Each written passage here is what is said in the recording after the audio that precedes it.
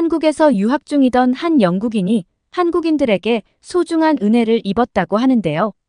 교통사고를 당해서 죽을 위기에 처했을 때 일면식도 없던 한국인들이 놀라운 기적을 보여줬다고 합니다. 과연 그에게는 무슨 일이 있었던 걸까요? 안녕하세요. 저는 영국에서 자라온 메이플입니다. 지금은 서울에 있는 대학교에 다니면서 공부하고 있는 학생이에요. 어릴 땐 제가 대학교에 진학할 줄 꿈에도 몰랐는데 사람 인생은 역시 한치 앞도 모르는 건가 봐요. 왜냐하면 전 어릴 때부터 돈 때문에 따돌림을 받은 적이 있었거든요.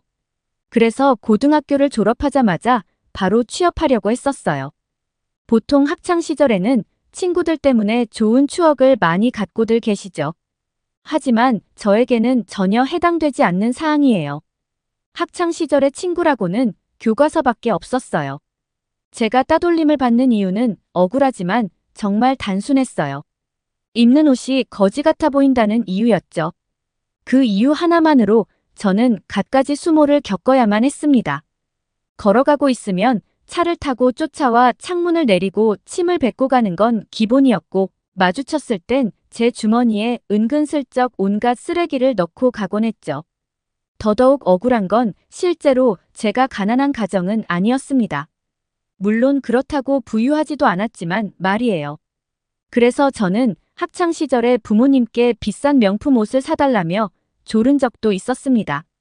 제가 명품을 입으면 오히려 그들이 다가오지 않을까 했거든요. 하지만 명품은 너무 비쌌기 때문에 부모님은 거절하셨습니다. 그래도 제가 몇 날 며칠을 조르니까 부모님께서는 준명품에 속하는 브랜드의 반팔 티셔츠를 선물로 주셨어요. 전 그날 너무 기뻐서 잠도 자지 못했죠. 드디어 이 괴롭힘의 지옥에서 벗어날 줄 알았거든요. 하지만 제 꿈은 이루어지지 않았습니다. 오히려 가짜가 아니냐며 더 삿대질하고 비웃어대기 바빴죠. 전 절망스러웠고 이후로 아무런 시도도 하지 않았습니다. 그저 지옥 같은 학창 시절을 견뎌내야만 했어요. 이런 유년 시절을 보내면서 저는 자연스럽게 돈이 최고라는 생각을 가지게 된 것 같아요. 사람들도 믿을 수 없게 되었죠. 그 결과 저는 학창 시절의 사람이 아닌 공부에만 집착한 것 같아요.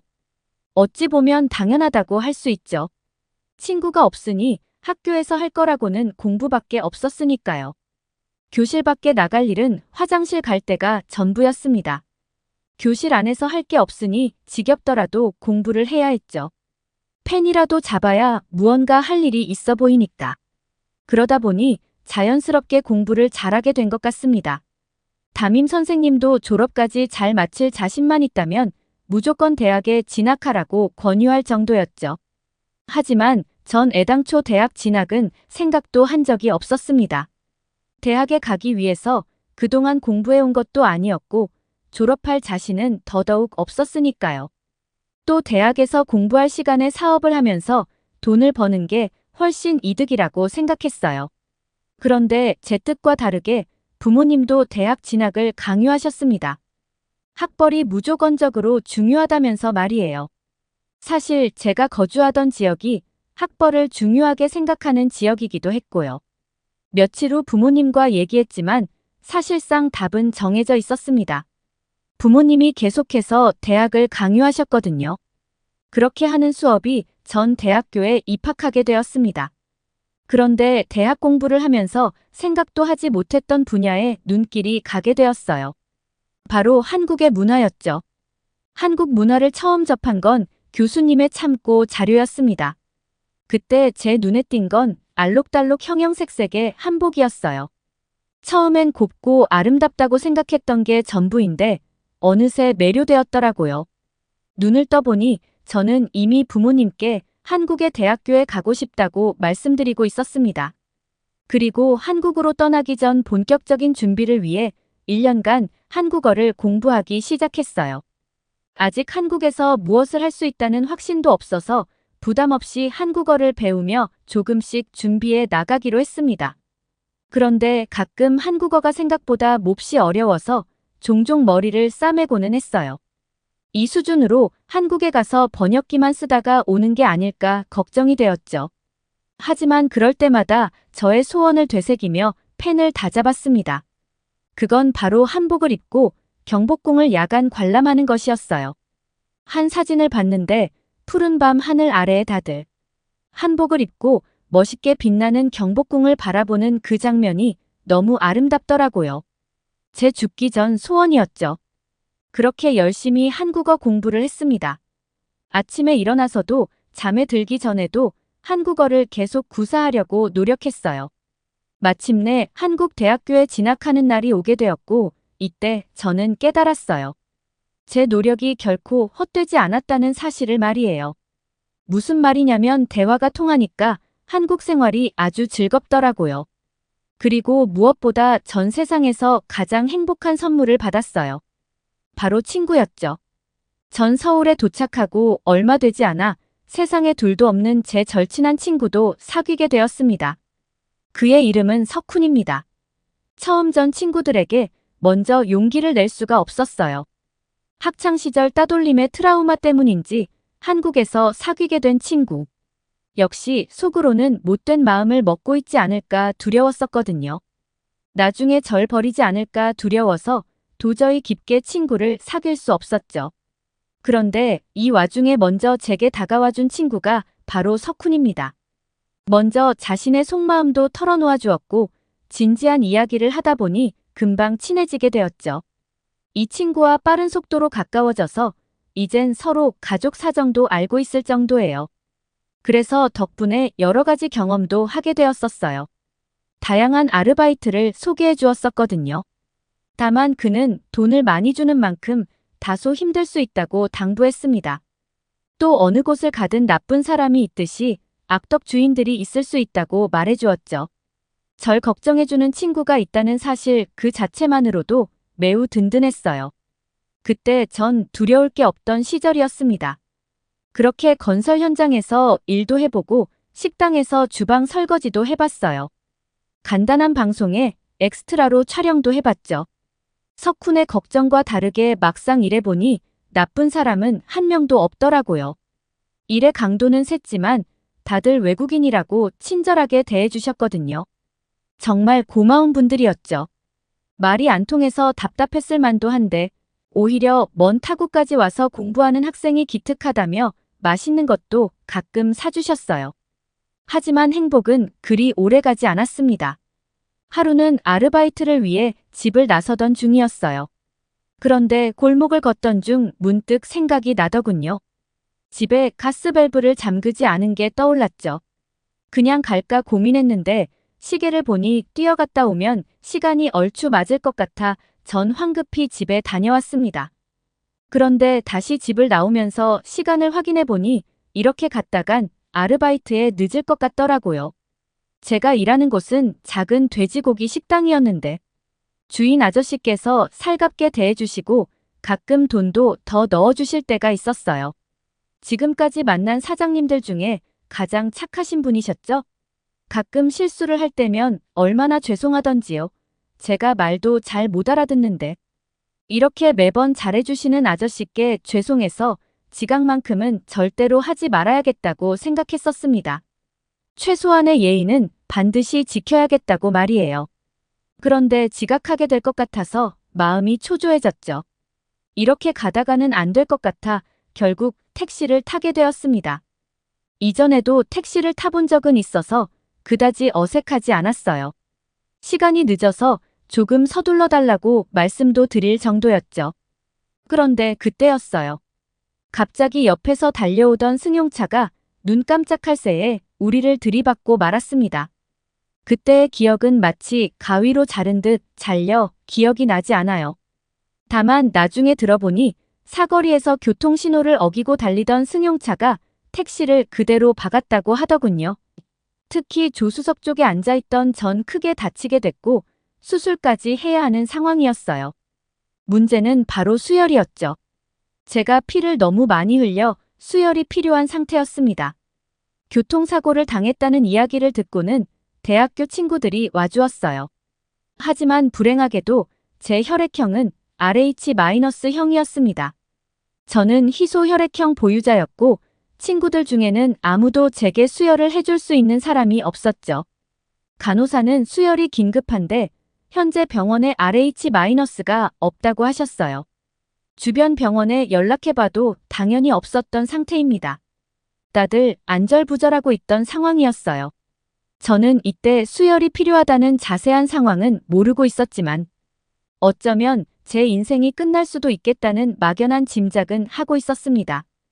그때 저는 한복을 입고 경복궁에 가지 못한 것을 후회하고 있었어요. 이럴 줄 알았으면 미친 듯이 아르바이트를 할 시간에 경복궁에 다녀올 거라고 말이죠. 부모님께 한국 여행을 시켜드리지 못한 후회도 있었어요. 그저 여러 가지 후회가 한 번에 몰려오더라고요. 그래도 살면서 친구라는 걸 저도 사귀게 되어 정말 행운이라고 생각했죠. 대부분의 한국인들이 저를 살갑게 대해줬고 특히 섞는 저에게 친구가 무엇인지를 알려준 고마운 존재였으니까요. 그런데 이때 석훈은 저를 포기하고 있지 않았습니다. 무언가 저를 돕기 위해 시도를 하기 시작했어요. 그것은 바로 인터넷에 글을 올리는 것이었습니다. 지금 생각해보면 완전히 도박이나 다름없는 일이었어요. 누가 생판 모르는 사람에게 수혈을 해줄 것이며 그 당시 바로 올 수 있는 사람을 구하는 것도 거의 불가능한 일이었죠. 하지만 석호는 그렇게 생각하지 않았나 봐요. 타국에 와서 죽어가는 제가 불쌍했는지 아니면 정말로 누군가 도와줄 거라고 생각했는지 모르겠지만 석호는 현재 상황을 적고 진심 어린 마음으로 수혈자를 찾기 시작했어요. 그런데 갑자기 영화 같은 상황이 펼쳐졌습니다. 친구가 인터넷에 글을 올리자 한국 사람들이 여기저기서 수혈을 해주겠다며 연락을 보내온 거였어요. 자신이 RH-형이다 혹은 자기 지인이 RH-형인데 수혈이 가능하다고 한다라면서 말이에요. 그렇게 전 기적적으로 수술을 마치고 깨어나게 되었습니다. 전 눈을 뜨자마자 눈물이 흘러나왔습니다. 그리고 이 모든 것이 친구와 한국인들의 도움이라는 사실을 듣게 되었어요. 한국 사람들이 너무나 따뜻하다고 생각했습니다. 그리고 진심으로 감사했죠. 심지어 혈액형이 달라서 수혈을 해주지 못한 사람 중에는 병원비에 보태라며 돈까지 보내준 사람도 있었습니다. 하지만 저는 자동차 보험과 택시 보험 측에서 병원비와 합의금을 받을 수 있었기 때문에 마음은 감사하지만 그들이 건네준 돈은 쓰지 않는 게 좋겠다고 생각했어요. 그래서 그 돈은 동의를 구하고 그들의 이름으로 고아원에 기부를 하게 되었죠. 지금 글을 쓰면서도 다시 한번 눈물이 나네요. 당시 한국인들에게 너무 고마운 마음이 커요. 이것은 죽어서도 갚지 못할 큰 빚이라고 생각합니다. 한국인들은 제게 피를 나눠준 고마운 형제들이나 다름없어요. 그들 덕분에 건강하게 회복한 저는 지금 대학교에서 공부를 열심히 하고 있습니다. 물론 석훈이도 함께 말이에요. 갑자기 웬 공부냐면 제게 드디어 꿈이 생겼거든요. 바로 한국인들처럼 남을 돕는 사람이 되는 것입니다. 그래서 사회에 도움이 되는 복지 분야를 공부하고 있어요. 언젠가 반드시 사회복지사가 되는 그날을 기다리며 열심히 공부하겠습니다. 또 한국인들의 피가 제 몸에 흐르고 있는 이상 평생 낙태하지 않은 모습으로 열심히 살겠습니다. 감사합니다. 어떻게 보셨나요?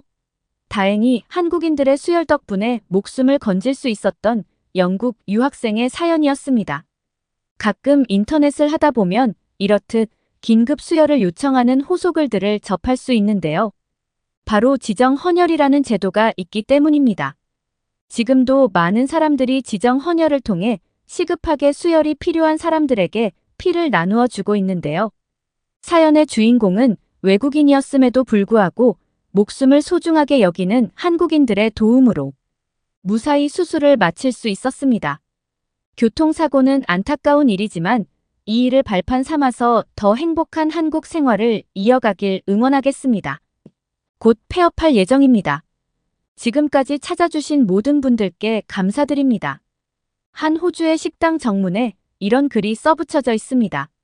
사장으로 보이는 중년 남성은 침울한 표정으로 초점을 잃은 채 앉아있고 몇 있는 셰프들 중에 아직 일이 서툴러 보이는 동양인 청년이 어찌할 바를 모르고 눈치만 보고 있습니다. 대체 이 식당에는 무슨 일이 일어난 걸까요? 오늘의 사연 함께 들어보겠습니다. 안녕하세요. 저는 호주에서 거주하며 유학 중인 보검이라고 합니다. 호주에 온 지는 2년 정도 지났는데요. 워낙 집안 형편이 좋지 않은 상황에서 유학을 오다 보니 학업과 생계를 병행하기가 쉽지 않아서 사실 힘든 유학 생활을 하고 있습니다. 아버지와 어머니는 한국에서 조그맣게 자영업으로 생선 조림을 파는 식당을 하고 계신데요. 가게 규모는 아주 작지만 동네 맛집으로 소문이 나서 항상 손님들로 가득 차 있는 가게였지요. 하지만 코로나 팬데믹이 닥치면서 저녁 장사는 고사하고 낮에 점심 식사 손님까지도 줄어들어 버렸죠. 부모님은 팬데믹이 끝나기만을 기다리셨는데 팬데믹이 끝나고 보니 빚만 늘어 문을 닫는 게 남는 장사라고 하실 정도로 겨우겨우 영업을 하시고 있습니다. 그런 상황에서 제 유학은 이미 결정이 되어 있었고 그 기회를 놓치면 다시 기회가 오지 않을 것 같은 생각에 무리해서라도 호주로 오게 된 것이지요. 호주에서의 유학 생활은 역시 생각했던 대로 만만치 않았습니다. 부모님의 부담을 덜어드리기 위해서 작은 일이라도 병행하면서 학비와 생계비에 보탬이 되어야 했죠. 특별한 재주는 없어도 어릴 때 부모님 식당 일을 도우면서 일머리가 생겨 식당 일이라면 호주 식당일지라도 어느 정도 해낼 자신이 있었기에 주로 식당 일을 위주로 일자리를 구했습니다.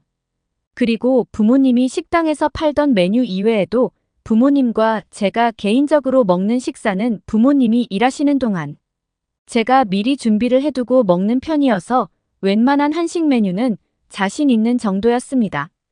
물론 호주 식당에서 일하며 한식의 레시피를 쓸 일은 없었지만 혼자 자취를 하며 집에서 끼니를 해결해야 했기에 아주 짧은 시간에 제 입맛에 맞는 요리를 하여 식사를 해결하곤 했지요. 그래서 같은 학교에 다니며 친하게 지내던 명기라는 한국인 친구가 제 음식이 아주 입맛에 딱 맞고 한국에서 먹던 집밥이 생각날 때 큰 위로가 된다며 자주 와서 같이 밥을 먹곤 했습니다. 워낙 성격이 좋은 친구라 주변에 동양인 호주인 할 것 없이 친구가 많았고 명기를 통해 알게 된 친구들이 꽤 많았죠. 그렇게 식당에서 일을 하면서 학업과 생계를 병행하며 생활하던 어느 날이었습니다. 저는 여느 때와 같이 일을 하던 식당 주방에서 설거지를 하는 중이었는데 옆에서 요리를 하던 셰프가 요리를 마친 뜨거운 기름을 제 다리에 쏟아버리는 바람에 저는 크게 화상을 입게 되었고 당분간 일을 쉴 수밖에 없게 되었죠. 일을 쉬게 되었다고 집에 손을 벌릴 수도 없는 처지라. 그 시기가 제 유학생활 중 가장 힘든 시기였던 것 같습니다. 다행히 친구 명기의 도움으로 학교를 오가는 데는 지장이 없었고 병원이나 장 보는 것 또한 문제없이 다닐 수 있었고 저는 그런 명기가 고마워서 맛있는 저녁으로 보답하곤 했습니다. 그렇게 힘든 시기를 보낸 후 마침 방학이 시작되었습니다. 저는 다시 일을 하기 위해 다른 식당을 알아보기 시작했고 그때 친구 명기가 자기 자취집 근처에 한 식당이 있는데 거기서 사람을 뽑는 것 같다며 한번 면접을 보는 게 어떻겠냐고 얘기해 주었습니다. 이미 화상으로 한 달 가까이 쉬어버린 탓에 저는 찬밥 더운 밥 가릴 처지가 아니었고 게다가 한국 음식점이라 더 생각해 볼 것도 없이 면접을 보러 가야겠다고 생각했습니다. 면접을 보러 가기 전에 명기가 귀뜸해 주기를 이 가게는 오픈했을 당시에 동네에서 흔하지 않은 한국 음식점이라 손님들이 호기심에 많이 찾았지만 음식 맛이 손님들의 좋은 평을 얻지 못해 지금은 거의 파리만 날리는 수준이라고 했습니다. 그래서 아직 완전히 컨디션을 회복하지 못한 제가 좀 쉬엄쉬엄 일을 할 수 있을 거라고 귀띔해 주었죠. 그렇게 친구에게 얘기를 전해 들은 다음 날 저는 면접을 보러 가게 되었습니다. 가게 문을 들어서자 사장님으로 보이는 호주인이 맥없이 반겨주었고 주방에 있던 사장님의 아내처럼 보이는 분도 자리에 같이 앉게 되었습니다. 간단하게 면접이 진행되었는데 면접 중 사장님은 사실 자신은 장사가 안 된 지 꽤 되어서 곧 가게를 폐업할 예정이고 폐업하기 전까지 잠시 일할 사람을 구하는 것인데 괜찮겠냐고 하더군요. 지금까지 일해왔던 식당들 역시 그다지 길게 일한 곳은 없었기 때문에 저 역시 괜찮다고 하였고, 다음 날부터 일을 하게 되었습니다. 그렇게 일을 하기 시작하고 한 달가량 지났습니다. 식당에는 저녁 피크 시간대여야 할 시간에만 손님 몇 팀이 잠시 다녀갈 뿐, 이후에는 손님을 찾아보기 힘들 정도였습니다. 식당에 파리만 날린다는 게 이런 상황이구나 싶었죠. 아니나 다를까 사장님은 진짜 폐업을 피할 수 없을 것 같다고 하시며 종이 한 장을 꺼내 드신 후 곧 폐업할 예정입니다. 지금까지 찾아주신 모든 분들께 감사드립니다라고 써내려가기 시작했습니다. 그리고 문 앞에 가져다 붙이셨죠? 그런데 이렇게 장사가 되지 않아 폐업까지 써붙인 식당을 지키고 앉아있자니 저는 저희 부모님 모습이 계속 떠올랐었습니다. 한국에 계신 저희 부모님도 이렇게 장사가 안 되는 시기를 지나면서 얼마나 힘드셨을까를 생각하니 당장 이 가게를 위해 뭔가를 해야겠다는 생각이 들었는데요. 저는 멍하니 시간을 때우며 앉아있던 사장님, 내외분을 위해 제가 부모님과 같이 일할 때 자주 해드리던 불고기와 파전을 해드려야겠다고 생각했습니다. 사장님 내외분에게 양해를 구하니 그러지 않아도 출출했다며 흔쾌히 허락해 주셨죠. 잠시 레시피를 떠올려 본 후 요리를 시작했습니다. 아침 메뉴로 나가던 제육볶음을 위해 준비되어 있던 재료들이 있었고 저는 원래 하던 대로 아주 재빠르게 요리를 해나갔습니다. 그리고 사장님들께 완성된 불고기와 김치전을 내어드렸는데 사장님은 깜짝 놀라며 저에게 말씀하셨죠. 용민군 벌써 요리가 끝난 건가요? 원래 우리 가게에 있던 메뉴도 아닌데 이렇게 빨리 요리를 끝내다니 정말 대단하군요. 그리곤 한 입 먹어본 사장님 내외분은 서로 마주보며 눈을 동그랗게 뜨셨어요. 원래 맥없이 힘 빠진 눈은 온데간데 없고 갑자기 눈에 생기가 도는 듯 했죠. 이번에는 사모님이 말씀하셨어요. 아니 용민 씨 어떻게 이런 솜씨를 숨기고 있었나요? 전 정말 기대도 하지 않고 있었는데 요리에 무슨 짓을 한 건가요? 깜짝 놀란 사장님 내외분은 그동안 하지 않았던 얘기를 하기 시작하셨어요. 지금의 가게를 오픈하기 전 다른 도시에 있는 한 식당을 방문한 적이 있었고 그 식당에서 먹었던 제육볶음과 반찬들을 너무 맛있게 먹었는데 자신들도 꼭 한국 음식을 파는 식당을 열어보고 싶다는 생각했다고 합니다. 하지만 한국 요리에 대한 자료를 찾기가 쉽지 않아 본인들이 근처에서 먹을 수 있는 몇 군데의 한 식당을 참고해서 레시피를 만들게 되었고 아마도 거기에 들어간 양념들이 손님들 입에는 맞지 않은 것 같다고 얘기했습니다. 용민군 자네만 괜찮다면 자네가 메인 셰프로서 우리 식당에서 일해줄 수 있겠나? 어차피 우리도 가게를 폐업할 생각이었으니 잃을 게 없고 자네도 좋은 기회가 될 수 있을 것 같은데 저는 당황스러웠지만 어차피 다가오는 다음 학기를 버텨낼 수 있는 경제적 사정도 고려해야 하는 상황이라 학업을 잠시 중단하고 도전을 해보는 것도 괜찮을 것 같다는 생각이 들었고 저는 사장님께 그러겠다고 얘기했죠. 다음 날부터 3일가량 새로운 메뉴를 선보이기 위한 저만의 연구가 시작되었습니다. 원래 판매하고 있던 제육볶음은 제가 가진 레시피로 수정하여 맵기도 조절이 가능하도록 하였고 불고기와 파전을 보완하여 호주 사람 입맛에 맞추기보다 아예 한국적으로 맛을 내는 데 집중하였죠. 그렇게 완성된 요리가 판매되는 첫날이었습니다. 소식을 들은 명기가 가장 먼저 찾아와 주었습니다. 정말 고맙게도 친구가 많은 명기답게 한국인 친구들과 호주인 친구 3명을 데리고 나타났고 준비된 메뉴들을 하나씩 먹어보기로 했습니다. 역시 명기를 포함한 한국인 친구들은 한국에서 먹었던 그리웠던 맛이라면서 아주 만족스러운 반응을 보였고 호주인 친구 3명은 매운맛의 제육을 먹어본 탓에 지금도 아주 훌륭하지만 조금만 덜 매우면 너무 좋을 것 같다고 얘기해 주었죠. 그런데 재미있는 것은 맵다고 평가를 해주었던 호주 친구들이 며칠 후 친구를 통해 얘기를 전해왔는데 그날 먹었던 매운맛이 자꾸 생각이 난다는 것입니다. 저는 그 매운맛의 중독성에 승부를 걸기로 했습니다. 맵지 않은 맛은 그대로 두고 매운맛을 더 맵게 하기로 마음먹었고, 한국 사람들이 매운 음식을 먹을 때 매운맛을 달래기 위해 자주 찾는 계란찜을 메뉴에 추가했죠. 제 생각은 맞았습니다. 이후부터 명기 친구들 소개로 몇몇 오는가 싶더니 며칠 새 가게는 식사 시간마다 자리가 없을 정도로 가득 차기 시작했고, 처음에는 맵지 않은 맛으로 주문하던 손님들까지 소문을 듣고, 두 번째 방문부터 매운맛을 주문하기 시작하여 그 매운맛을 먹기 위해 자주 식당을 방문하기 시작한 것이죠. 게다가 매운맛을 달래기 위해 계란찜을 드시면 좋다는 제 설명에 계란찜까지 불티나게 팔리게 되었습니다. 사장님은 문에 써붙였던 폐업 공지글을 붙인 지 한 달 만에 그 글을 떼어냈습니다. 그리고 저에게 덕분에 가게가 다시 활기를 찾은 것 같다고 하시며 월급도 적정 수준으로 맞추어 줄 테니 가능하다면 오래오래 같이 일해보고 싶다고 얘기하셨습니다. 그 말을 들은 저는 제 스스로 뿌듯하기도 했지만 저희 요리 실력에는 저희 부모님들의 역할이 크다는 생각에 부모님께 새삼 감사한 마음이 들었습니다.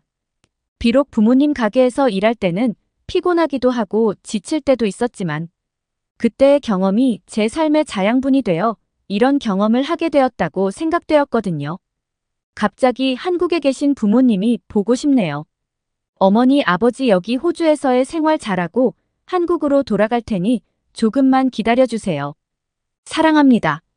사연은 여기까지입니다. 아주 멀리 호주에서 뜻하지 않게 시작된 한국 음식 홍보대사의 소식을 들은 것 같아 마음이 아주 뿌듯합니다. 햇살이 가득한 독일 베를린 거리에서 한 여성이 어떤 남성을 발견하고는 환한 웃음을 짓습니다. 환한 미소를 지으며 남성의 손을 잡은 남성은 너무나 놀란 듯 눈을 크게 뜨고 어리둥절한 표정을 지었다가 이내 너무나 반가운 듯한 표정인데요. 그러더니 광장 옆에 위치한 한 집으로 여성이 남자의 손을 잡고 다짜고짜 데리고 들어갑니다. 과연 이들에겐 어떤 사연이 있던 걸까요? 저는 현재 독일 베를린에 거주하고 있는 30세 여성 매치니입니다. 저희 부모님은 현재 베를린 광장 근처에 위치한 에어비앤비를 운영하고 계십니다. 관광지 근처에서 관광객을 상대로 민박이나 장기 렌트를 하고 계신 거죠. 부모님 성격상 새로운 사람들을 만나는 걸 반갑게 여기시고 함께 어울리는 것을 좋아해서 일을 시작하신 것 같아요. 특히 부모님이 운영하는 아파트는 관광객들 사이에 좋다는 소문이 자자해서 공실이었던 적은 단 한 번도 없을 만큼 1년 내내 예약이 꽉 차 있습니다. 원래 저는 대학교를 영문학과를 졸업하고 이곳저곳에 취직을 하러 다녔지만 부모님 사업도 잘 되고 계시고 딱히 취직을 안 해도 이 일을 물려받으면 되겠다 싶은 생각이 컸는지 다녔던 직장마다 오래가지 못했습니다. 그러다 보니 저는 쉬고 있고 부모님이 가끔 일손이 필요할 때 제가 돕는 일이 꽤 많았는데요.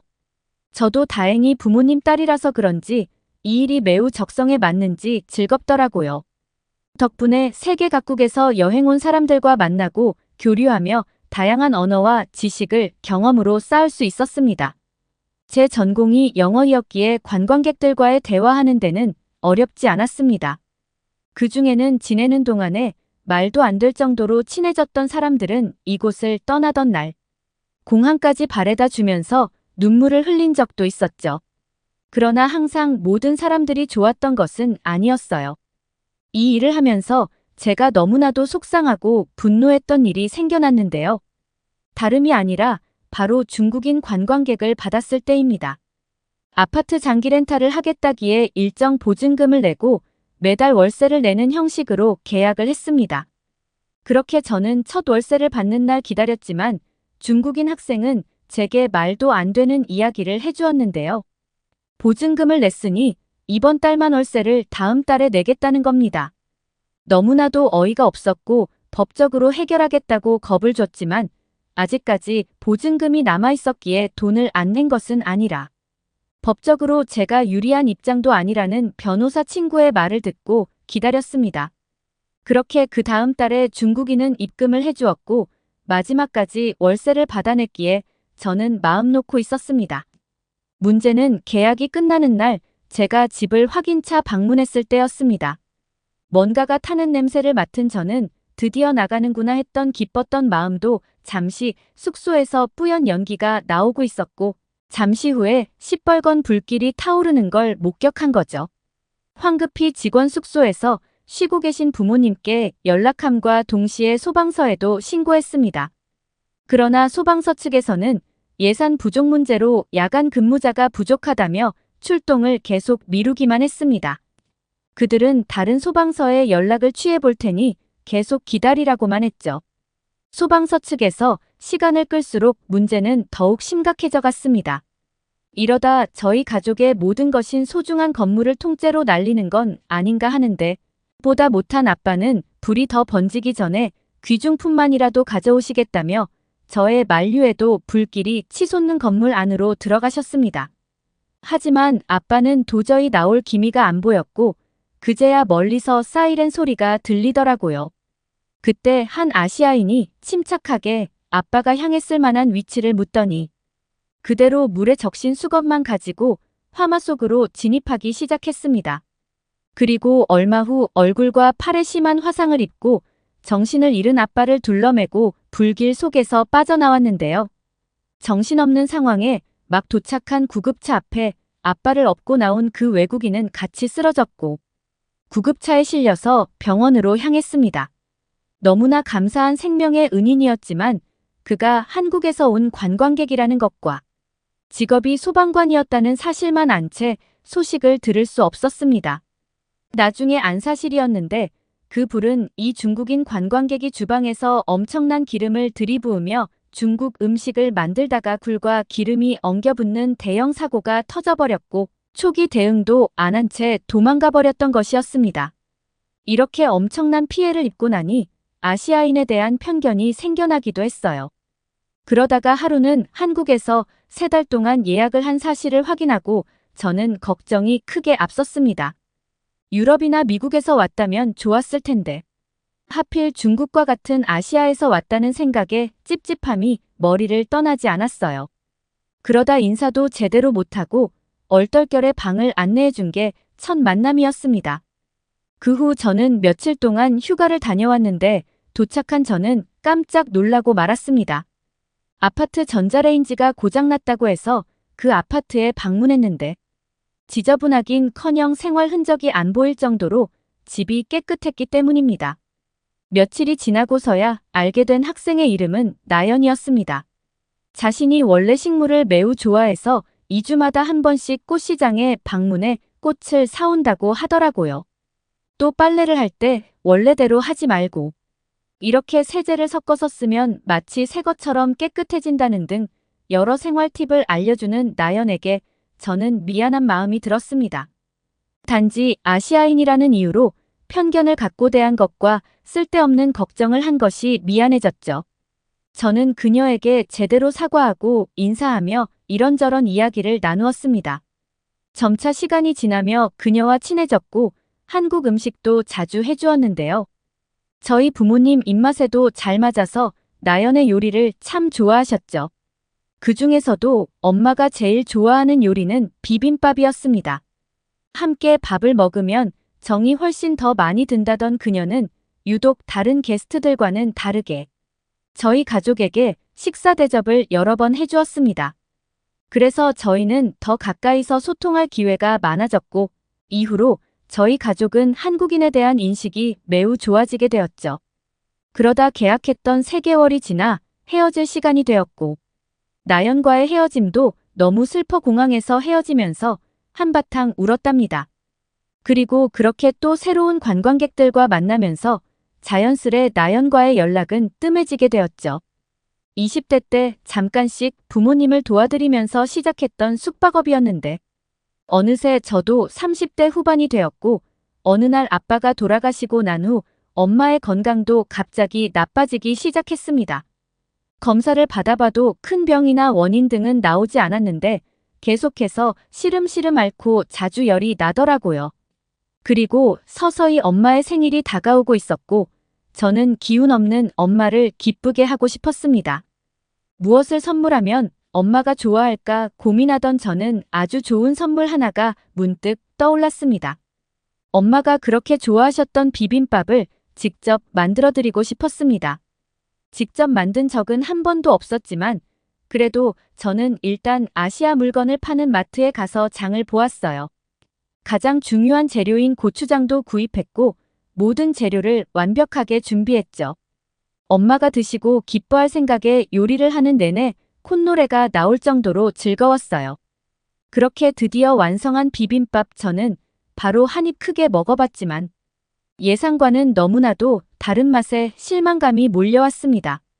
풍미도 없었고 비빔밥 특유의 감칠맛 또한 없었죠. 저는 이것저것 재료를 넣어보고 다시 비벼보고 처음부터 다시 만들어봐도 나연이 해주었던 그 비빔밥의 맛이 전혀 나질 않았어요. 뭐가 잘못된 거지 몇 번의 시도가 실패한 끝에 저는 나연에게 DM을 보냈습니다. 시차 때문에 답장이 늦기는 했지만 그래도 방법을 알 수는 있으니까 다행이었죠. 저는 꼼꼼히 받아 적었지만 나연이 알려준 레시피는 제가 아는 그대로였습니다. 다가오는 엄마의 생일을 걱정하고 있었죠. 그러던 어느 날 퇴근하고 집으로 향하던 길에 한국인으로 보이는 한 남성을 발견했습니다. 약간 아직은 얼굴이긴 했지만 저의 머릿속엔 온통 비빔밥이었기에 다가가 한국어로 인사를 했습니다. 안녕하세요. 제 서툰 한국어에 고개를 돌린 그는 예상도 못했다는 듯 당황했지만 이내 환하게 웃으며 함께 네 안녕하세요 하고 인사해 주더라고요. 그러더니 혹시 이 근처 사냐고 묻더라고요. 그 순간 저는 그가 아빠를 구해준 사람이란 게 기억이 났죠. 너무나 놀랍기도 하고 반갑기도 했습니다. 그때 그렇게 연락이 닿지 않아서 고마움을 표현할 길이 없었는데 이렇게 만나서 너무 다행이라고 생각했죠. 그렇게 저희는 식당으로 가 서로 얘기를 나눴고 그제서야 그의 이름이 연서였다는 걸 알게 되었습니다.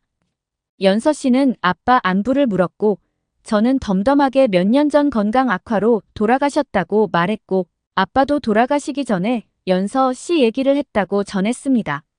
이렇게 다시 만나 재회했으면 좋았을 거라고 말하는 그의 눈가에 촉촉하게 눈물이 맺혔습니다. 그리곤 이내 조심스럽게 제 고민을 털어놓았습니다. 사실 아빠가 돌아가시고 나서 아프신 엄마를 위해 비빔밥을 만들어 봤는데 제가 원하는 맛이 나질 않는다고요. 뭐가 원인인지 모르겠으니 혹시 시간이 된다면 이번에 다시 한번 도움을 좀 줄 수 있는지 말이에요. 그는 흔쾌히 고개를 끄덕였고 저는 마음이 급해서 그의 손을 잡고 끌고 오다시피 집에 도착했습니다. 그래서 저는 도움이라도 되고자 옆에서 필요한 재료를 다듬고 준비하면서 두근거리는 마음을 애써 진정시켰습니다. 이번에는 꼭 성공하자는 마음이었죠. 그렇게 비빔밥을 엄마 앞에 짠하고 선물처럼 드렸고 연서 씨도 같이 소개하자 엄마는 비빔밥을 먹다가 눈물을 훔치셨습니다. 예전부터 먹고 싶었는데 다시 먹으니 정말 맛있다며 말이죠. 그 말을 듣는데 괜히 저까지 눈물이 핑 돌아 식사를 하다 말고 눈물을 흘리고야 말았습니다. 엄마는 천천히 밥을 씹으면서 마치 나연이 있던 그때로 돌아간 것 같다 하시며 지난 날을 회상하셨습니다. 엄마에게 저는 앞으로 꼭 건강해지라고 건강해져서 함께 한국으로 여행을 가자 이야기했고 엄마는 꼭 그렇게 하자며 고개를 끄덕였어요. 그날 우리는 밥 한 톨도 남김없이 비빔밥을 다 먹었습니다. 저는 그날 맛있는 비빔밥을 완성할 수 있도록 저를 도와주면서 씨와 진지하게 만나게 되었고 다가오는 여름에는 결혼을 약속한 사이가 되었습니다. 그가 저희 가족에게 주었던 헌신과 도움 덕분에 엄마도 이 결혼을 대찬성했고요. 결혼 후에는 엄마를 모시고 한국에서 살 예정이랍니다. 그리고 한국에 가면 나영과도 만날 생각에 잠이 오지 않는 밤이네요. 오늘 사연은 여기까지입니다. 끝까지 시청해주셔서 감사합니다.